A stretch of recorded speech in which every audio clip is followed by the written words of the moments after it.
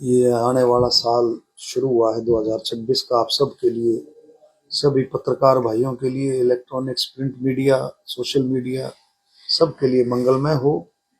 आप सब परिवार खूब इसमें उन्नति करें। मेरी तरफ से, सरकार की तरफ से, पार्टी की तरफ से आप सबको बहुत बहुत शुभकामनाएं। माननीय मुख्यमंत्री जी ने 1 तारीख को हमारी कैबिनेट की बैठक हुई, मंत्रिमंडल की, और ये भी बहुत सालों के बाद, मेरे ख्याल में बताते हैं कि 1981 के बाद जो है 1 जनवरी को कैबिनेट की बैठक रखी गई। इससे पहले 3 जनवरी को, 3 और 4 जनवरी को तो होती थी पहले, लेकिन 1 जनवरी को साल के दिन नई शुरुआत में बैठक रखी गई और उसमें माननीय मुख्यमंत्री जी ने कैबिनेट में बहुत सारे निर्णय भी लिए गए और कई बातें भी रखी गई। इसमें सबसे बड़ा निर्णय, सबसे बड़ी बात जो माननीय मुख्यमंत्री जी ने उस दिन अपने प्रेस कॉन्फ्रेंस में भी कही कि 217 जो संकल्प लिए थे माननीय मुख्यमंत्री और भारतीय जनता पार्टी ने चुनाव से पहले, उनमें से लगभग 57 संकल्पों को पूरा किया जा चुका है और बाकी संकल्पों पर भी दिन रात काम चल रहा है। यानी कि जो पार्टी कहती है, सरकार आने पर उन संकल्पों को पूरा करती है, उन वायदों को पूरा करती है। जिसमें आपने देखा कि बहुत बड़ी स्कीम थी लाडो लक्ष्मी योजना। पंडित दीनदयाल जी के नाम से लाडो लक्ष्मी योजना की शुरुआत हुई 1 नवंबर से, हरियाणा डे के ऊपर, हरियाणा दिवस के ऊपर, और अब लगभग 8 लाख के करीब महिलाओं को इसका लाभ मिल चुका है और 10 लाख से भी ज्यादा महिलाओं ने रजिस्ट्रेशन कराया है टोटल मिलाकर के। इसमें अब उस दिन जो बात हुई कैबिनेट में, इसको एक्सटेंड भी किया गया है, इसका एक्सपेंशन और इसकी एक्सटेंशन की गई है कि जिन महिलाओं की, जिन परिवारों की 1,80,000 रुपए आय होगी, इसके लिए स्कीम डिफरेंट की गई है। एक निपुण योजना में जिन परिवारों के बच्चे 10वीं और 12वीं, जिनको 80% और 80% से ज्यादा नंबर होंगे, उन महिलाओं को भी इस योजना में शामिल किया जाएगा। दूसरा, जो बच्चे कुपोषण का शिकार थे, माताओं ने मेहनत करके जिन बच्चों को कुपोषण से निकाला है, उनको भी इस योजना में रखा जाएगा। दूसरा, इस योजना में एक बदलाव और भी आया, बदलाव नहीं करेंगे, इसमें महिलाओं के सशक्तिकरण के लिए ज्यादा से ज्यादा महिलाएं मजबूत हों माननीय प्रधानमंत्री जी के मार्गदर्शन में। और उसके लिए सबसे बड़ी बात जो की है कि 1100 रुपये तो महिलाओं के खाते में जाएंगे आगे आने वाले समय में, और 1,000 रुपये का उसका रिकरिंग अकाउंट जो है, आरडी अकाउंट, जो फिक्स डिपॉजिट लाइक जो है, वो उसमें जमा होगा। उसको महिला अपने जिस महीने में उसका जमा होगा वो अपना चेक भी कर सकती है, ऑनलाइन वो अपना देख सकती है। इन हालातों में अगर किसी पात्र महिला की कोई परमात्मा ऐसा ना करे कोई मृत्यु होती है, तो उसके जो नॉमिनी है उसको तुरंत प्रभाव से वो पैसा, उसका डिपॉजिट पैसा तुरंत प्रभाव से मिल जाएगा। तो इसी तरह से आप देखेंगे गोहाना के लिए भी सरकार ने नए साल में कई सारी योजनाएं गोहाना के लिए भी दी हैं। पहले तो मैं एक बात और एलेबोरेट कर दूं, कई साथी बार बार कई पूछते भी हैं, भाई गोहाना के जिले के लिए बड़ौदा वाला विधायक का था, बोला डॉक्टर साहब ने कुछ कम पैरवाई करी, सुना होगा ना आपने। तो भाई माँ पैरवाई को कुश्ती तो करनी नहीं होती, इसमें तो जो अपनी बात ठोक करके रखनी है। माननीय मुख्यमंत्री जी को बात रखी और गोहाना जो हमने शुरुआत की थी कि भी गोहाना जिला बने, उसमें शुरुआत क्या हुई थी, हमारे को लग रहा था बड़ौदा, गोहाना और खरखोदा को ले लेंगे। खरखोदा में जब जैसे पता लगा, पहले तो खरखोदा वाले शांत थे, लेकिन जैसे पता लगा उन्होंने सोनीपत को ऑप्ट किया कि हम सोनीपत में रहना चाहेंगे।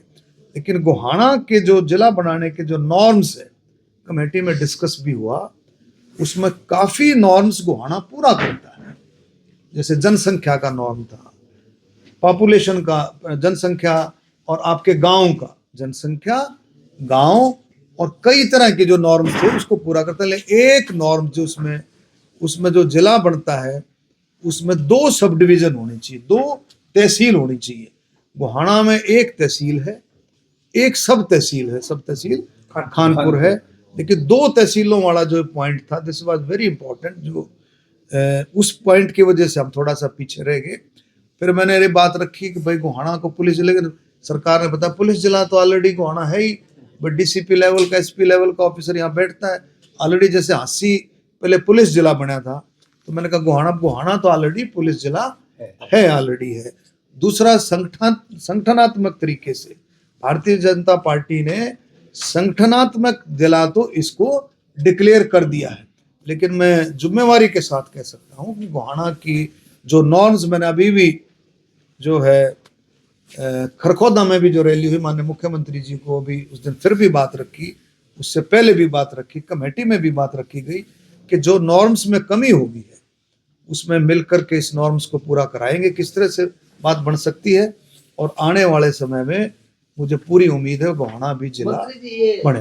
नॉर्म्स में चेंज हुआ है या मतलब नहीं, पहले से नॉर्म्स तो पहले हम सोचे ना खरखोदा हम ले लेंगे तो हमारा काम कंप्लीट हो जाता है। जैसे गूगल पे सर्च करते हैं तो उसमें ये बताते हैं कि उसमें तहसील की 2 की कंडीशन है, सब डिवीजन या क्या है? 2 सब डिवीजन होने चाहिए, 2 उप तहसील, मतलब ये उप तहसील नहीं चलेगा, उप तहसील तो है हमारा, 2 सब डिवीजन होने चाहिए। तो हांसी में कौन कौन से थे?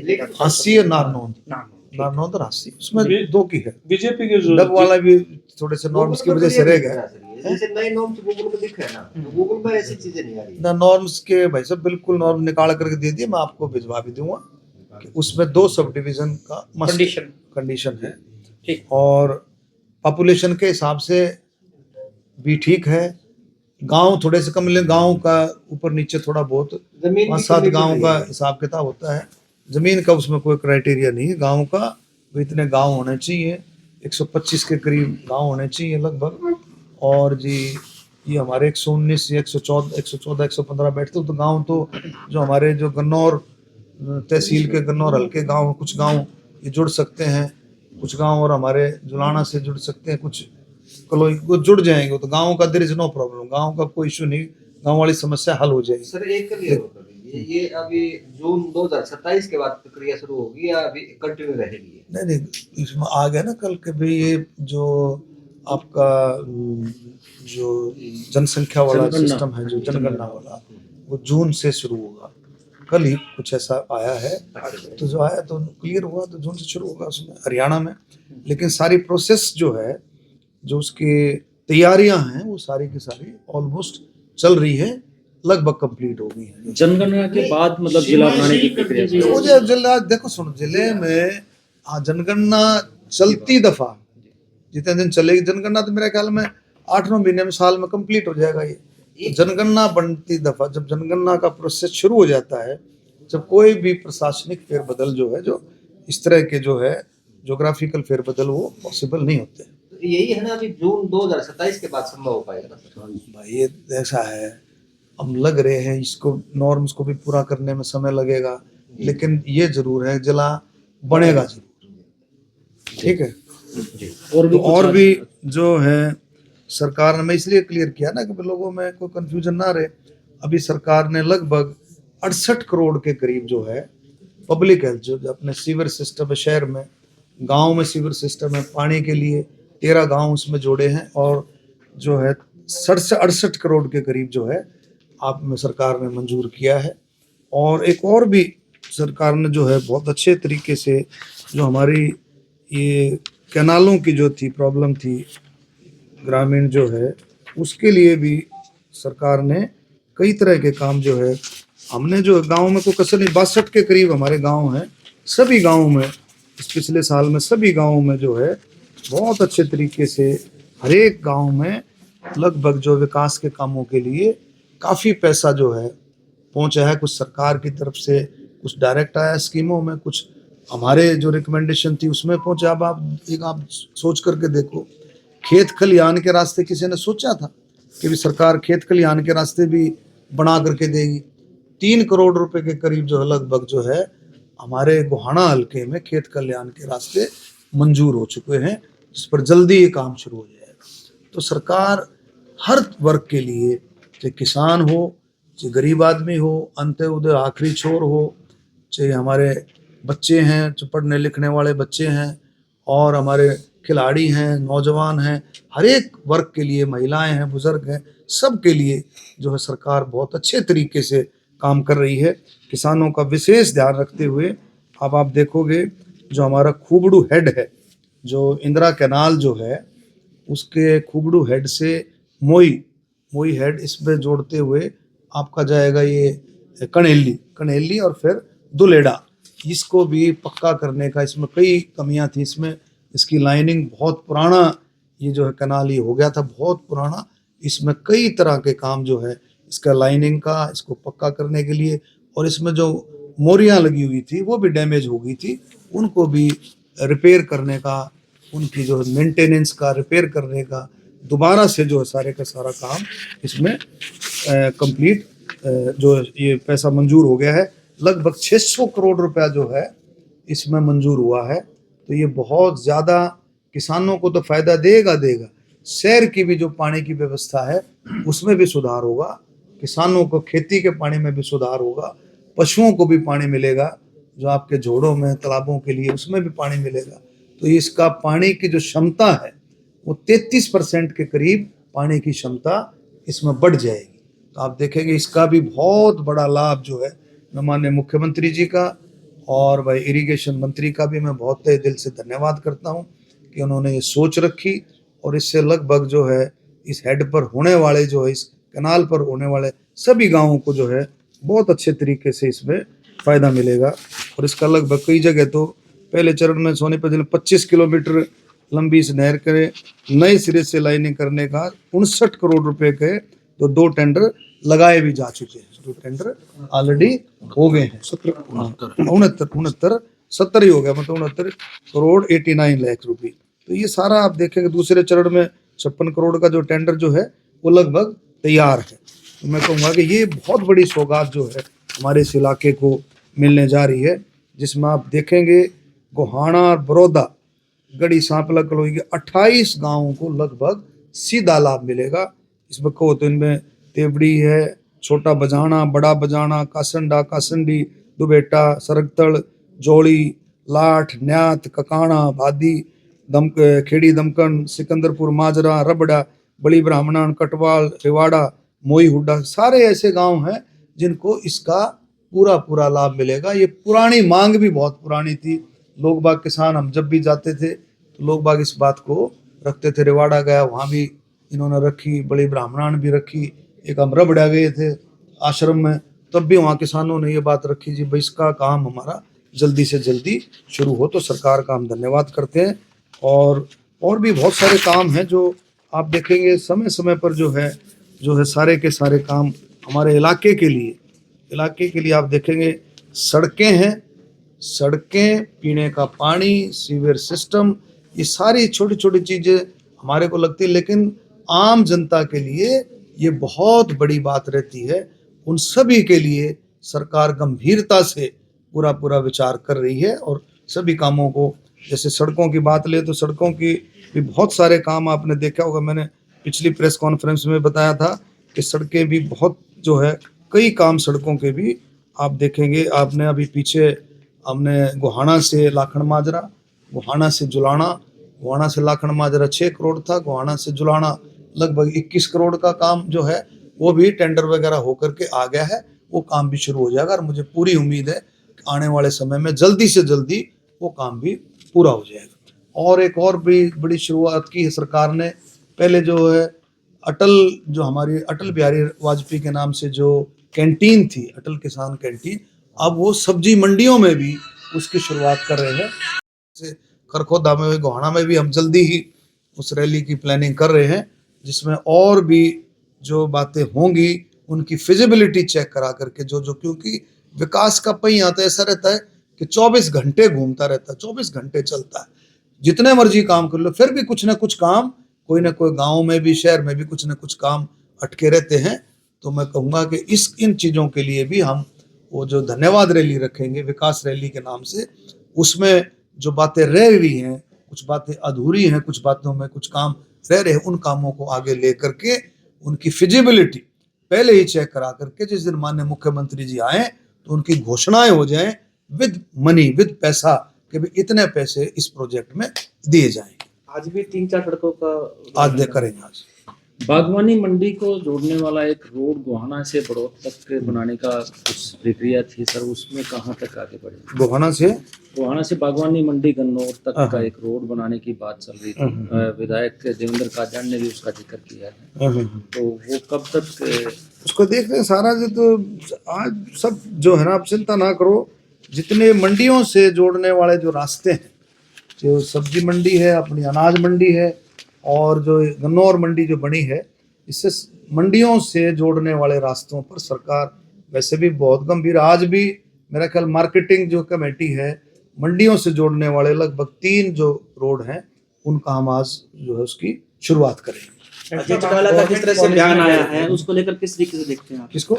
अजय चौटाला का जो बयान आया है, अजय चौटाला ने कहा है कि बांग्लादेश श्रीलंका की तर्ज पर हिंदुस्तान में भी तो युवा देखिए, इनकी सोच जो है ये डिस्ट्रक्टिव सोच की तरह थोड़ी बहुत दब गई थी, वह फिर है कौन से जल गए, मतलब जो है ये चीजें जो है, देखो इस तरह की बातें, डिस्ट्रक्टिव बातें बड़ी सोच समझ करके करनी चाहिए। वो खुद ही उनसे पूछ लो, बयान उन्होंने दिया, खुद ही रिपेंट करेंगे मेरा ख्याल। बोल जाता आदमी जोश जोश में, बाद में फिर सोचता है कि भाई ये मैंने गलत कह दिया, तो जचने वाली बात नहीं, ऐसी बातें नहीं होनी चाहिए। भूपेंद्र हुड्डा का कहना है कि चुनाव से पहले बीजेपी ने राशन कार्ड बनाकर लाखों वोट दिया है। राशन, देखिए ऐसा है, बीजेपी ने जब राशन कार्ड बनाए, बीपीएल कार्ड की जब हम बात कर रहे हैं, उस समय आमदन क्या जोड़ी गई थी, कितनी थी भाई? 1 लाख जब शुरू में राशन कार्ड बनाए थे। अब उसका क्राइटेरिया 1,80,000, 1,80,000 जिसकी आमदन है, और फिर आमदन बढ़ रही है। अब जो ये आप देखो ये योजना है, अब इस योजना में आप देखेंगे कि कुछ महिलाओं ने इस योजना के तहत भी अपना ये लिख करके दिया है कि जी मैं 500 रुपये लूंगी, मैं 1500 रुपये लूंगी। क्यों? कि उनको ये है कभी कभी उस योजना से आगे उसकी इनकम ना बढ़ जाए। तो लोगों को जो आप देखेंगे, इनकम सरकार ने काफी योजनाएं ऐसी दी है जिससे लोगों की इनकम बढ़ी है। तो जिसकी इनकम बढ़ेगी तो बाहर आ जाएंगे ना, गरीबी रेखा से बाहर आ जाएंगे। और आगे आने वाले समय में आप और भी देखेंगे, हरियाणा में बहुत सारे और परिवार भी धीरे धीरे करके गरीबी रेखा से बाहर आएंगे। प्रदेश में और रही बात कांग्रेस वाले जो है ऐसा मिथ, ऐसे नैरेटिव सेट करते हैं। आप देखो अभी विधानसभा में क्या हुआ, पिछली बार विधानसभा में क्या हुआ, पिछली बार आप देखेंगे एडजर्नमेंट मोशन लेकर के आए, स्थगन प्रस्ताव लेकर के आए। कौन? कांग्रेस वाले। अपनी बात रख दी खूब कूद कूद करके। जब सुनने की बारी आई, जब माननीय मुख्यमंत्री जी जब जवाब देते हैं तो परत दर परत खोलते हैं ना, एक एक बात का जवाब देते हैं, वॉकआउट कर गए। अब जो है विश्वास प्रस्ताव लेके आए। अविश्वास प्रस्ताव पर भारतीय जनता पार्टी 60 मिनट बोली और ये लोग कांग्रेस वाले 82 मिनट बोले। कुछ समय इनको 15 मिनट का 18 मिनट का समय लोक दल वालों को मिला। तो इस तरह सबके साथ जस्टिस हुआ। और आप जब बारी आई तो 82 मिनट का जो जवाब है, 82 मिनट बोलने का जवाब, उसका कम से कम भाई 1.5-2 घंटे का जवाब तो बनेगा ना। 82 मिनट बोल लिया आप चक्कर के उल्टा पुल्टा, लेकिन जब सुनने की बारी आई फिर वॉकआउट कर गए।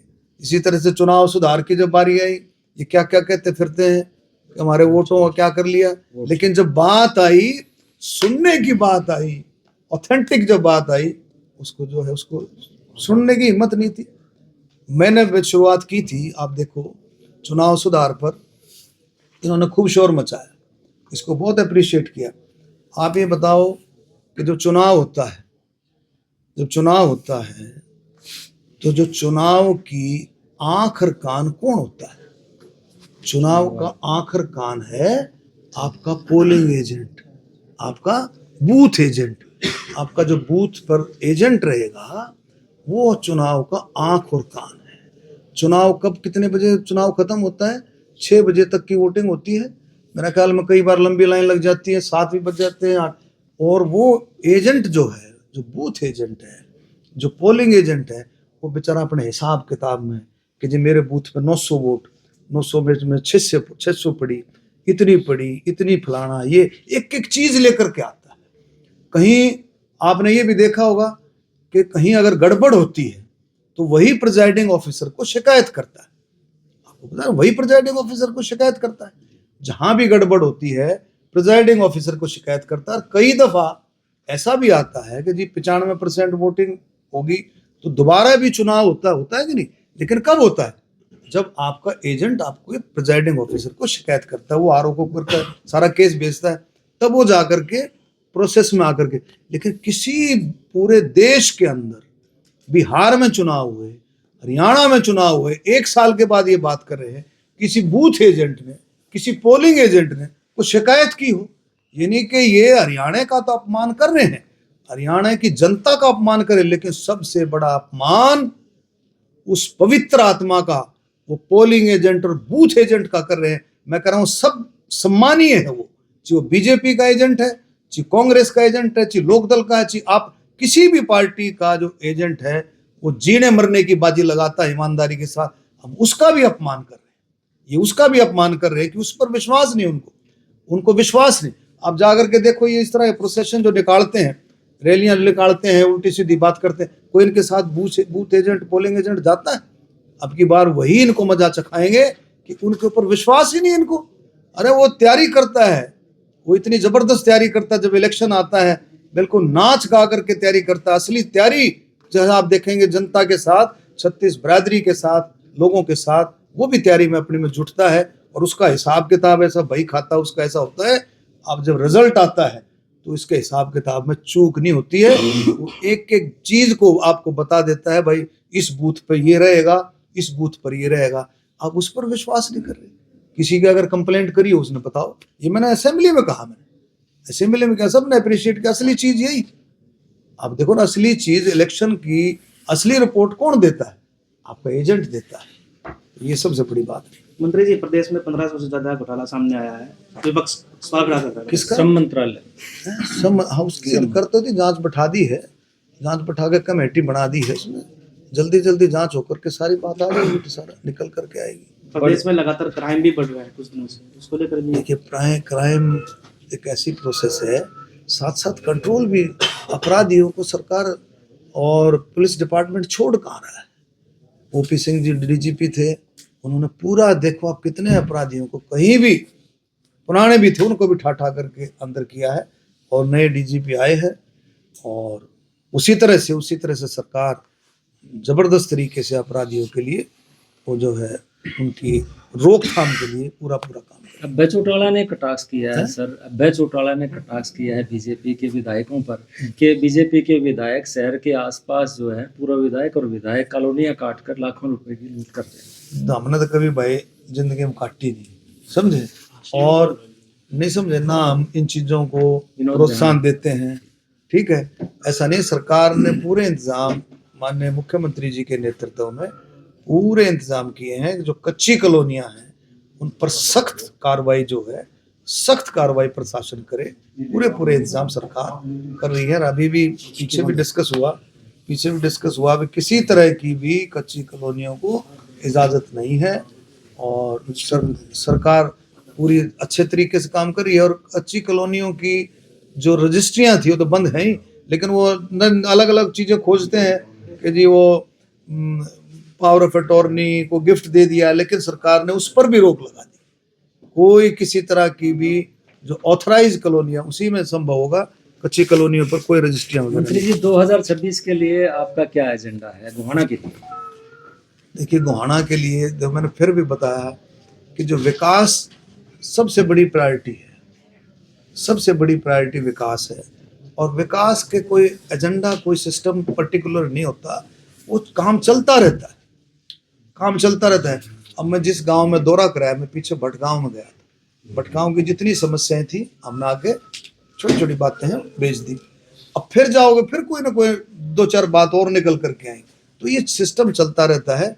लेकिन हमारी इच्छा है कि गोहाने वाला जो बाईपास वाला है, समस्या का समाधान हो उसका, जो हमारे दोनों ओवर ब्रिज और अंडरपास उसके समस्या का समाधान हो जल्दी से जल्दी, गोहाना जल्दी से जल्दी जिला बने। ये सारी बातें हैं हमारे दिल में है कि गोहाना के लिए और ज़्यादा हम किस तरह से अच्छा कर सकते हैं। गोहाना की जनता के लिए, गोहाना की 36 बिरादरी जिन्होंने आशीर्वाद दिया, मैं फिर से उन सब का धन्यवाद भी करता हूँ और नए साल की शुभकामनाएं। धन्यवाद। Thank you.